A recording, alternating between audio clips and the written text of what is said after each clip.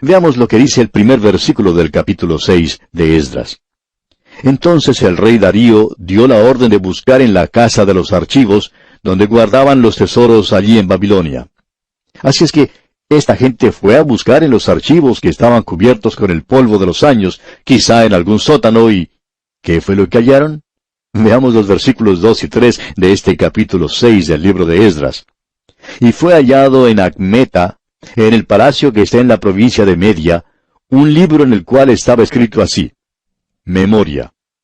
En el año primero del rey Ciro, el mismo rey Ciro dio orden acerca de la casa de Dios, la cual estaba en Jerusalén, para que fuese la casa reedificada como lugar para ofrecer sacrificios, y que sus paredes fuesen firmes, su altura de 60 codos, y de 60 codos su anchura.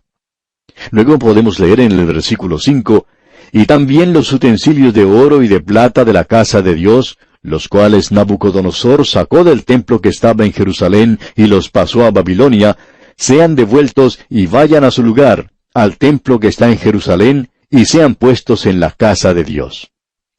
Ellos encontraron todo eso en los archivos. El rey Darío fue el que encontró todo eso y se dio cuenta de lo que había allí guardado.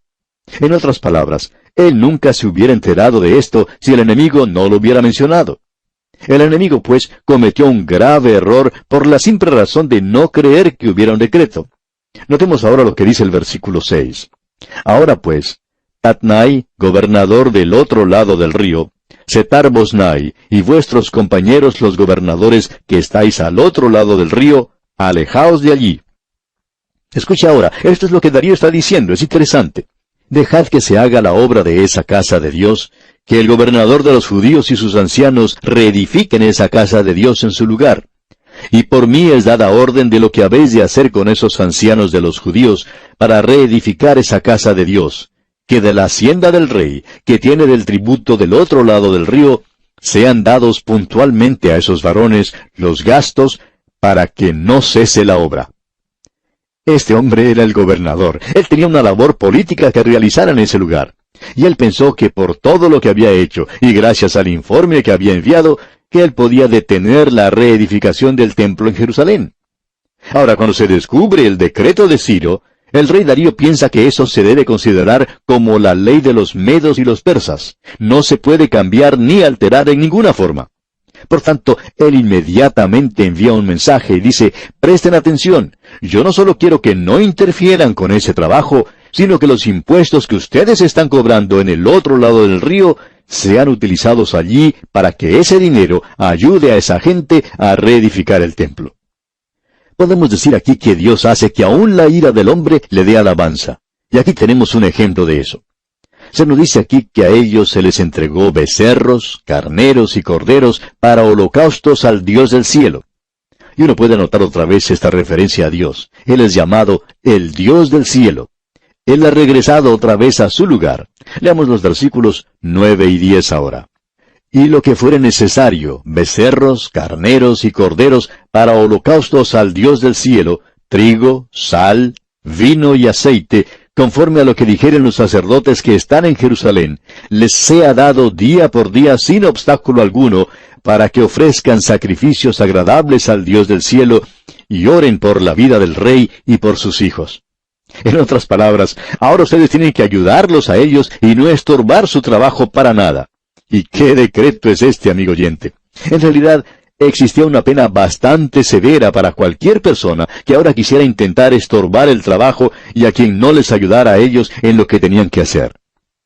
Ahora, en el versículo 11 de este capítulo 6 de Esdras, leemos lo siguiente.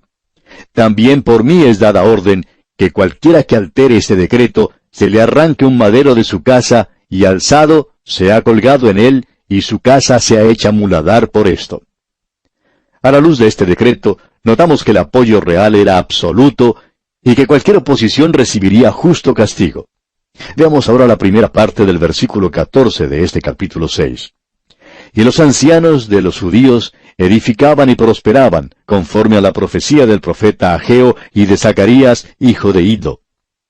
¿Cómo nos gustaría poder leer ahora en las páginas que nos hablan de estos dos profetas? Son maravillosos, amigo oyente.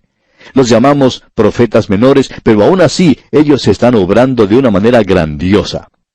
Luego se nos dice en la segunda parte de este versículo 14, edificaron pues y terminaron por orden del Dios de Israel y por mandato de Ciro, de Darío y de Artajerjes, rey de Persia. Ahora se nos dice que la construcción fue terminada. Continuemos ahora con los versículos 15 y 16. Esta casa fue terminada el tercer día del mes de Adar, que era el 6º año del reinado del rey Darío. Entonces los hijos de Israel, los sacerdotes, los levitas y los demás que habían venido de la cautividad, hicieron la dedicación de esta casa de Dios con gozo. Ahora, ¿quiénes eran estos? Los demás que habían venido de la cautividad. Estas son aquellas 10 tribus que muchas personas han perdido de vista hoy. Ellos no se habían perdido entonces, ni están perdidas ahora. Leamos el versículo 17. Y ofrecieron en la dedicación de esta casa de Dios 100 becerros, 200 carneros y 400 corderos, y 12 machos cabríos en expiación por todo Israel, conforme al número de las tribus de Israel. Ahora, ¿por quién se ofreció un holocausto? Por todo Israel. ¿Solo por 2 tribus? ¿Por Judá y Benjamín? No, amigo oyente, por 12 tribus. Porque dice, y 12 machos cabríos en expiación por todo Israel, conforme al número de las tribus de Israel. Ahora no diga usted que 10 de ellas se perdieron y que desaparecieron y que fueron a parar a cualquier otro país. Eso simplemente no es verdad, amigo oyente. Aquí se nos dice con toda claridad que en esta oportunidad no estaban perdidas. Y si están perdidas, entonces tenemos que decir que las 12 están perdidas porque aquí las vemos a todas juntas. Más adelante vamos a considerar esto nuevamente. Luego se nos dice que ellos celebraron la Pascua. Leamos ahora los versículos 19 al 21 de este capítulo 6 de Esdras. También los hijos de la cautividad celebraron la Pascua a los 14 días del mes primero, porque los sacerdotes y los levitas se habían purificado a una, todos estaban limpios, y sacrificaron la Pascua por todos los hijos de la cautividad, y por sus hermanos los sacerdotes, y por sí mismos. Comieron los hijos de Israel, que habían vuelto del cautiverio, con todos aquellos que se habían apartado de las inmundicias de las gentes de la tierra, para buscar a Jehová Dios de Israel.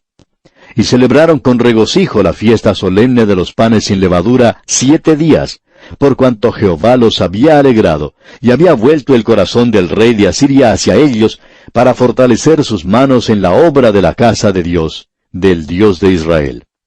¿Y qué es la Pascua? La Pascua habla de la muerte de Cristo. Cristo, nuestra Pascua, es ofrecido por nosotros, y ellos se reunieron alrededor de esta gran Pascua, esta fiesta que da a entender que ellos están reunidos alrededor de la persona de Jesucristo, y es según la palabra de Dios. Y vamos a finalizar esto aquí por ahora, amigo oyente, pero luego, más adelante, vamos a ver algo sobre la delegación que regresa al país bajo la dirección de Esdras. Eso lo haremos, Dios mediante, en nuestro próximo programa. Hasta entonces, pues, que Dios le bendiga ricamente.